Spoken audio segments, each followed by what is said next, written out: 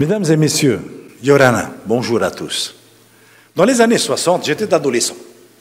J'étudiais à l'école des frères de Papeete. Notre professeur de sport nous faisait jouer au football dans la cour du collège. Mes camarades et moi-même étions insouciants, tandis que nos aînés semblaient sereins. Que pouvions-nous craindre des retombées des tirs nucléaires aériens qui se produisaient à Mururoa et à Fangatofa, à plus de 1200 km de Tahiti? Or, 20 ans plus tard, lorsque je me suis engagé en politique, les relations s'affichaient très clivées entre pro et anti-nucléaires. Les autonomistes, ce sont les personnes qui sont donc favorables à la France, devaient être forcément confiants dans l'innocuité des essais, puisque les plus hautes autorités de l'État nous affirmaient que tout était sous contrôle. Le moindre doute à cet égard faisait passer le sceptique pour un indépendantiste. Ces derniers se montraient convaincus que le CEP était l'ultime avatar de la colonisation. Un paroxysme a été atteint en 1995, après que Jacques Chirac, président de la République, ait annoncé sa volonté irrévocable de reprendre une ultime série de tirs sur site. On se souvient que son prédécesseur, François Mitterrand, avait en 1992, quelques années plus tôt, déclaré un moratoire et non pas un arrêt définitif. Le prisme des médias locaux ainsi que régionaux, nationaux, faisait donc voir la réalité en deux blocs radicalement opposés, inconciliables, comme si nous étions plongés dans un psychodrame binaire, front contre front, sans nuance ni alternative. Sur le terrain politico-médiatique, cette fois, nous nous sommes confrontés et déchirés entre nous, nous accusant mutuellement de duperies, de traîtres à la Polynésie d'un côté, de terroristes de l'autre. En réalité, la société polynésienne, comme toute collectivité humaine, n'est pas aussi réductrice. En revanche, il est permis de penser que ce clivage et cette division des Polynésiens devaient arranger certains courants d'intérêt. Diviser pour mieux régner. Diviser pour mieux régner pouvait être opportun à cette époque. En 1996, à la signature par la France du traité d'interdiction complète des essais nucléaires, qu'elle ratifiera un peu plus tard, en 1998, j'ai pensé, comme beaucoup de gens, comme une majorité en Polynésie, y compris les opposants farouches aux essais, bon, enfin, cette page se tourne. Maintenant, nous allons pouvoir travailler ensemble au vrai développement de notre pays adoré. Mais les faits de l'histoire sont têtus. Et cela ne s'est pas passé tel que raisonnablement espéré. D'ailleurs, il se trouve aujourd'hui encore de nombreuses personnes qui pensent que l'héritage nucléaire est un non-sujet.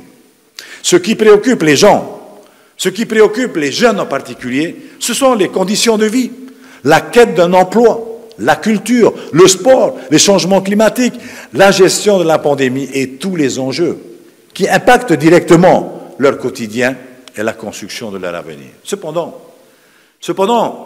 au-delà de ces priorités légitimes, on perçoit que le poison de la défiance s'est installé au plus profond de nos êtres.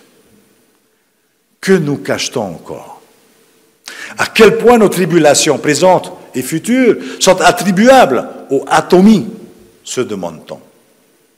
Dans le même temps, du côté de l'État, fort de résultats d'expertise scientifique, ont décrété que nous devions arrêter de psychoter. Ce terme a été employé publiquement et qu'il fallait être fier des essais nucléaires. Les émotions et les ressentiments entremêlés qui nous taraudaient se fracassaient sur le mur de l'approche froide, sans âme du système technocratique étatique. Nous ressentions tous une espèce de révolte envers cette posture humaine. Paradoxalement, au lieu de nous unir, cela nous a divisés encore plus. Il nous a divisés encore plus entre nous et nous a confortés dans l'idée d'un clivage autonomique versus indépendantiste. Aussi, lorsque je suis arrivé à la plus haute responsabilité du pays, en septembre 2014, j'ai considéré que je devais trouver une issue, que c'était mon devoir de trouver une issue, un moyen de nous sortir de cet enfermement mortifère de plus en plus oppressant. En tant qu'humains, vous et moi, nous cherchons tous la vérité. Nous cherchons tous la justice, la paix et la joie. Nous, les femmes et les hommes du grand océan, face à l'adversité, nous savons faire preuve d'audace et de courage. Nous savons aussi nous asseoir ensemble et parler. Nous sommes capables de patience et d'humilité dans les moments difficiles. C'est ce qu'on appelle le Pacific Way. C'est en mobilisant avec détermination et constante toutes ces valeurs, toutes ces énergies, toutes ces capacités que l'initiative Recotica s'est mise en place peu à peu au fil des jours et des opportunités de rencontres, d'échanges et de coopération. Désormais, cette démarche, la démarche Recotica, s'impose. Elle a cette force qui nous porte et nous permet de nous dépasser si nous le voulons. Si nous le voulons. Recotica, mot à mot, parole droite, en Rio Paumotu, en langue Paumotu, traduit les concepts de vérité et de justice et sous-tend l'idée de s'exprimer et d'agir en pleine responsabilité. Des essais au désert. Les organisateurs de ce colloque ont parfaitement résumé dans le titre de cet événement les enjeux d'hier et d'aujourd'hui. Au siècle dernier, les grandes puissances ont choisi effectivement de réaliser leurs expérimentations de bombes atomiques dans des lieux considérés par elles comme déserts. Or, nous étions là. Nous étions là. Comme d'autres populations à travers le monde ayant subi le même sort dans ces prétendus déserts qui en fait n'en sont pas. Voilà précisément ce qui nous a meurtris le plus profondément jusqu'à la stupeur parfois. Être considéré comme quantité négligeable, quantité exposable à un risque que ces puissances n'auraient en aucun cas pris auprès des habitants des métropoles. Nous avons tous été très secoués, chacun à notre tour, lorsque nous avons dû admettre que notre confiance avait été flouée. La frustration, la déception, la colère parfois, toutes ces émotions nous ont envahis les uns et les autres, selon des variations personnelles soit, à la mesure de nos attachements ou de nos réticences à l'égard de la France. Mais l'océan Pacifique n'est pas un désert. Il abrite la civilisation des plus grands navigateurs de tous les temps. Je vous le disais, pour dépasser ce passé douloureux, que je me suis inspiré du Pacific Way, de la culture du respect, de la culture de la responsabilité et de la culture du dialogue. Je suis heureux, car cela a porté ses fruits.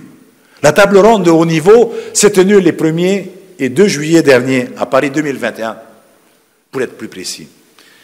Cette étape marque une étape historique dans le traitement du fait nucléaire en Polynésie française par l'appareil d'État français. Désormais, nos interlocuteurs nous considèrent à égalité de citoyens dans un échange franc, dans un échange objectif et respectueux.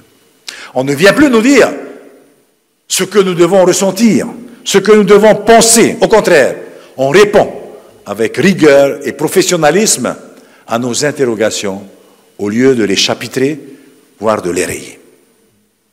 Mais restons vigilants. Sur ce chemin de quête de vérité, de justice et de concorde, il est important, plus que jamais, de faire preuve en permanence d'humilité, d'écoute, de paroles droites, fidèlement à l'esprit Recotica. Mesdames et messieurs, je vous remercie tous pour votre implication et aussi pour vos recherches académiques dont les résultats nous aident à tant y voir plus clair et donc à nous apaiser. Je remercie les organisateurs de m'avoir offert cette opportunité de témoigner devant cette docte assemblée de notre vécu d'océanien par rapport à l'héritage des essais atomiques. Que ces 3 jours de travaux, que ces 3 jours d'échanges soient belles et fructueuses pour tous et pour le bien commun. Merci de votre attention. Marururu.